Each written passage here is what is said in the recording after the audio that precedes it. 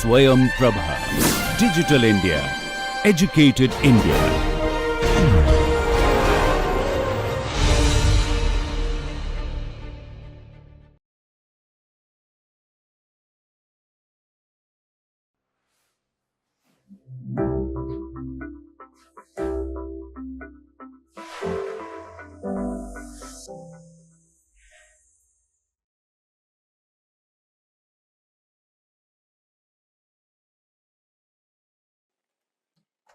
Hello students.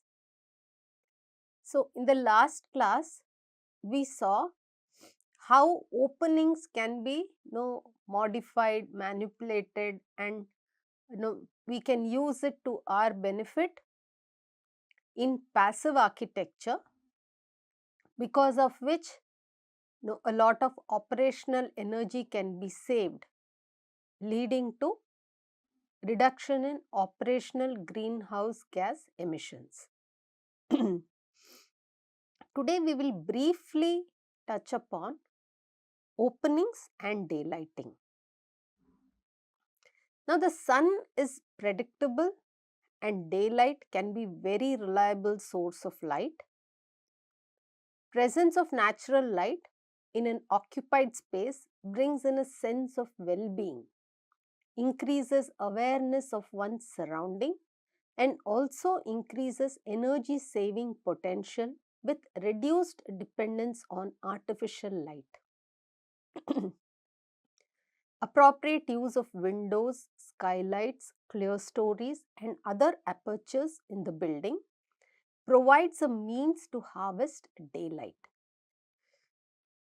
In this segment, we are still continuing with the significance of openings and the other functions of openings, bringing in daylighting being as one of the function. Now, the location and size of the openings matter a great deal if you want to utilize natural light in your building.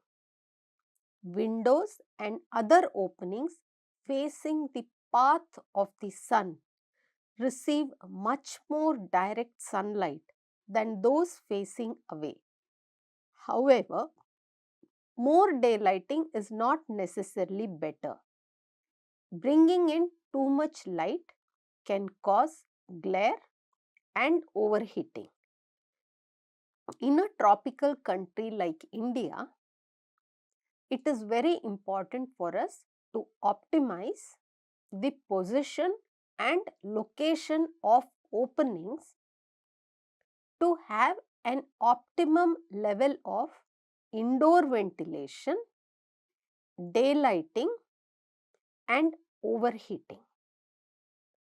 Having too large openings is not necessarily a good thing, because it can also bring in heat along with the ventilation. Hence, the optimization is very important.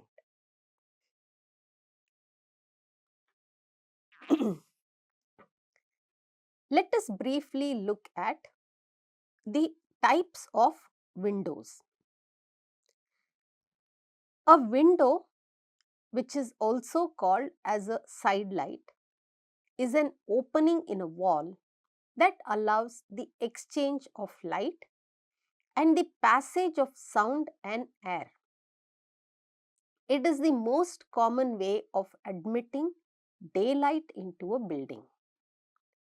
Its orientation and position means that they selectively admit sunlight and diffuse daylight at different times of the day and year.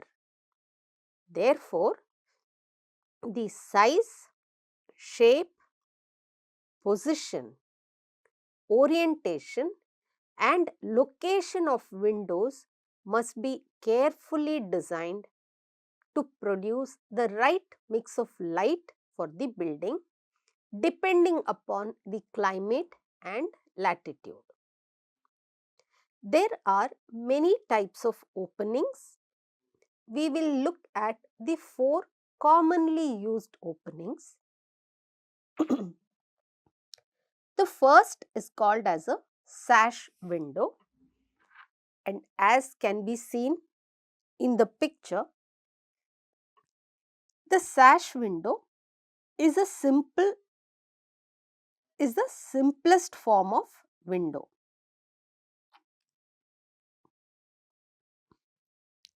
It is the simplest form of window.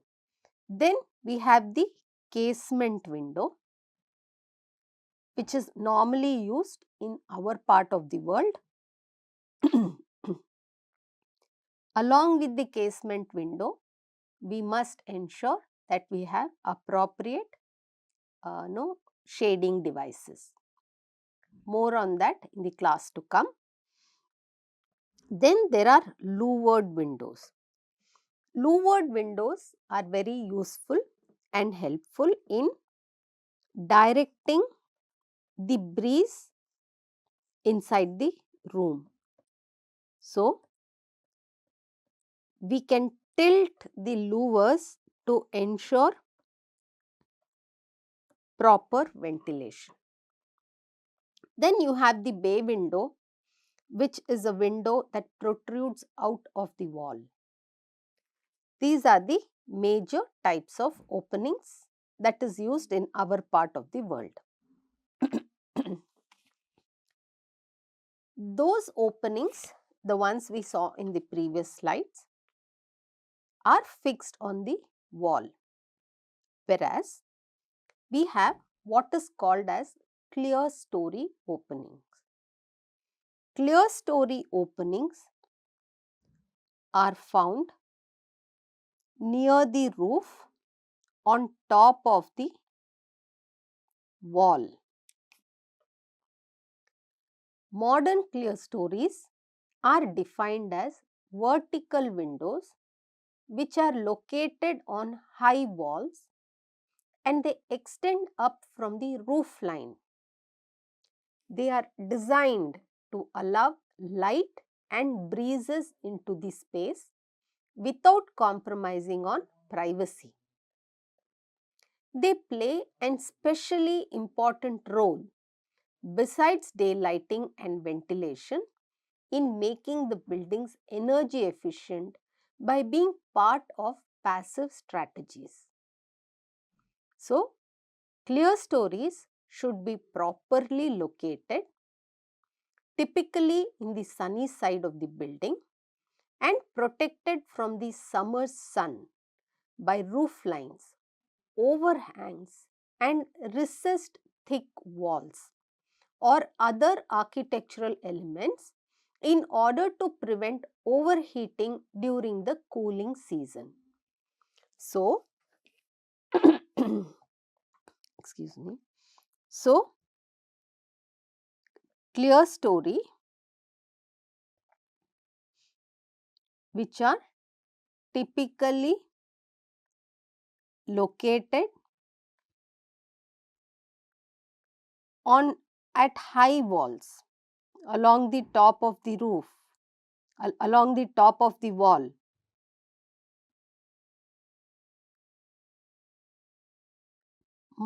You must take care to ensure that there is appropriate overhang here. So, the roof line must extend to protect the clear story, and this opening allows adequate appropriate sunlight as well as facilitates breeze movement due to stack effect. You can see clear story very commonly in buildings which have high roof. You can see them in churches, you can see them in town halls, marriage halls and in any rooms or halls which have a large height.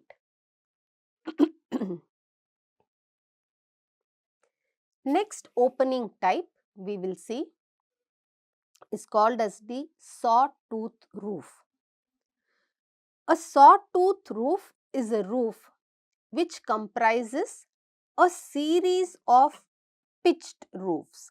So, this is one pitched roof. A series of pitched roof with openings here is called as a sawtooth roof.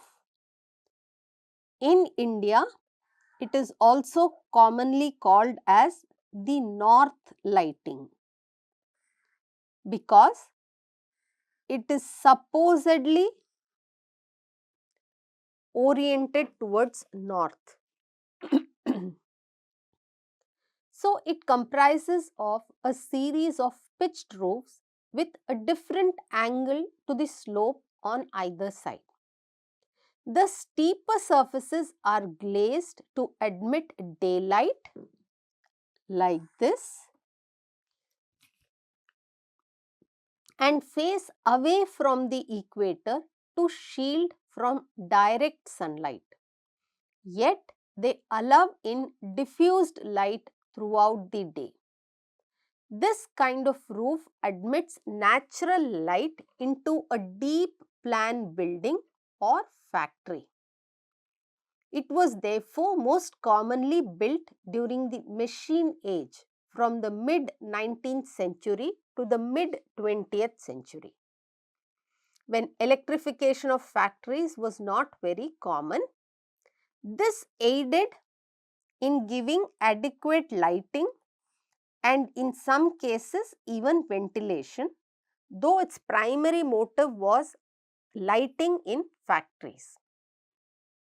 The design has re-emerged in recent years as greater value and importance is placed on introducing natural light into buildings for environmental efficiency. So, if you look at any factory building, you will find a lot of north light, as it is called, or sawtooth roof. As you can see, this is one saw, this is another saw, this is another saw. And it facilitates natural light. In this case, a reflective surface is also placed on this roof to enable the light to get reflected and get diffused light. So, it can work either ways. It's important to orient it appropriately with respect to the latitude to prevent the indoors getting overheated. Next one is type of opening is called as a skylight. A skylight, also called as a top light, is a light permitting structure or window usually made of transparent or translucent glass that forms all or part of the roof space of a building for daylighting and ventilation purposes. It is able to bring light into centralized areas of a building, and daylight is available throughout the day from both ambient lighting from the sky and direct exposure to the sun. Even on overcast days, top lighting from skylights is 3 to 10 times more efficient than side lighting or windows, because even during overcast sky there is direct exposure to the skylights. Normally, skylights are made up of translucent glass. The biggest disadvantage of having skylights is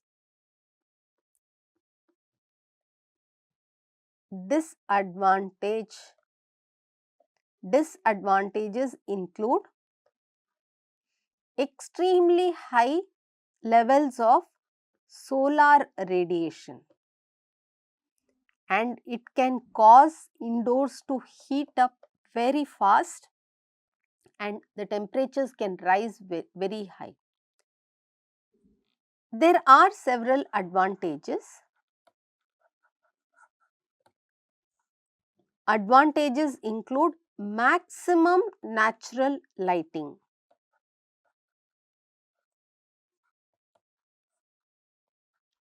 Also, light is a natural disinfectant. So, it is appropriate for areas which need to be dried immediately, instantaneously, and which has no opportunity of moisture on the floor. And this light, skylight, this type of openings is a very good option for such spaces.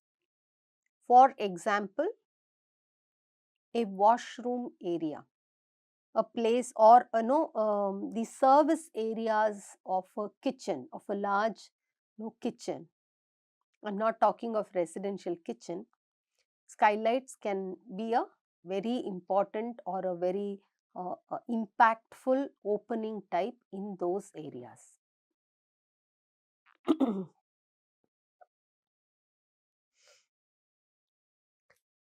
The next type of opening type is called as a light shelf. A light shelf is a passive architectural device used to reflect natural daylighting into a building. Bouncing sunlight off a horizontal surface, it distributes it more evenly and deeply within a space. Light shelves are used where light can be reflected and you can get even more quantum of light. And this light, it's a it bounces off this light shelf which has a reflective coating on it.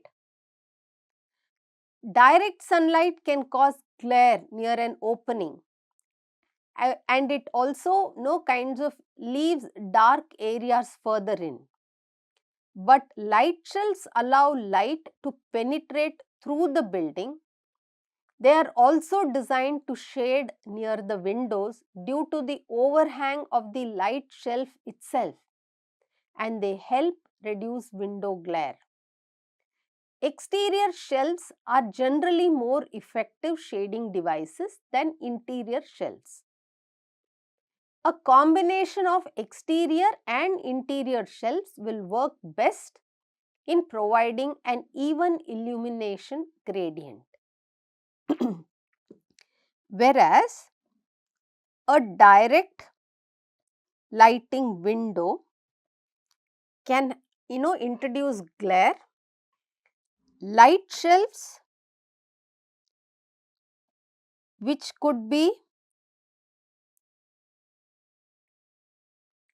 either partially inside and partially outside,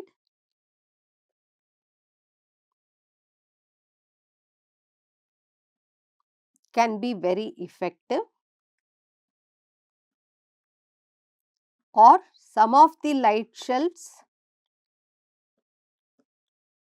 are completely on the inside and they are not very effective.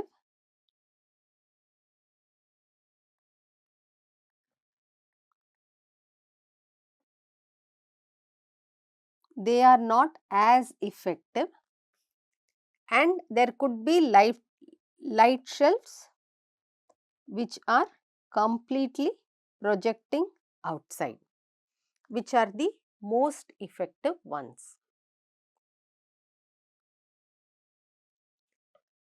Shading devices are an integral part of openings in any passive design strategy, but can cause too much glare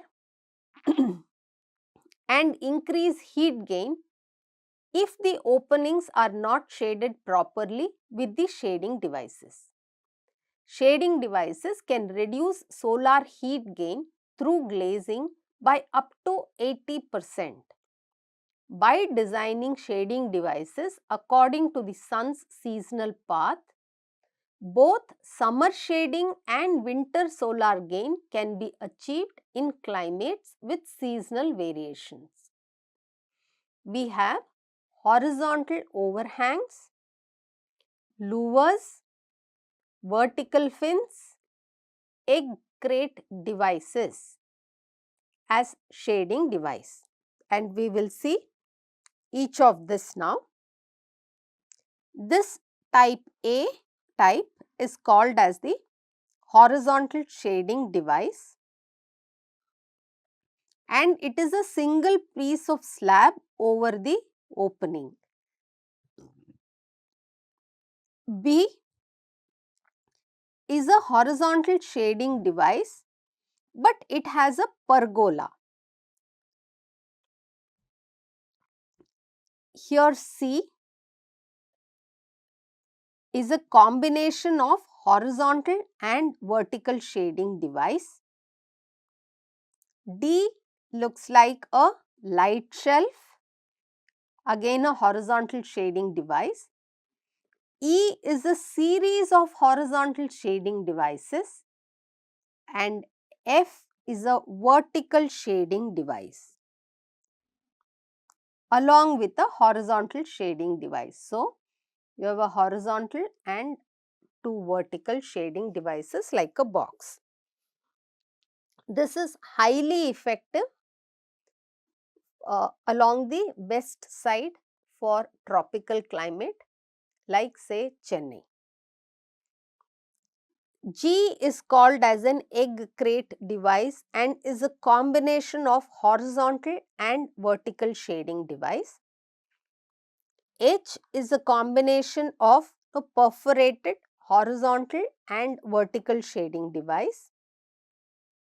I is a series of vertical shading devices. J, K and L are all louvered shading devices, each of varying design. The advantage of louvered shading device is that it can be tilted to the desired angle for optimal ingress of air movement as well as solar radiation.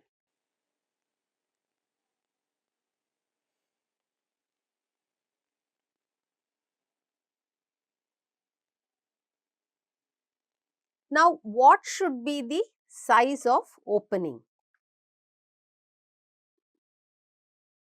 The size of an opening is an important factor to be considered while designing for ventilation. The rate of airflow as well as the solar heat gain and daylight are dependent on it. To measure the effectiveness of your ventilation strategies, you can measure both the volume and speed of the airflow.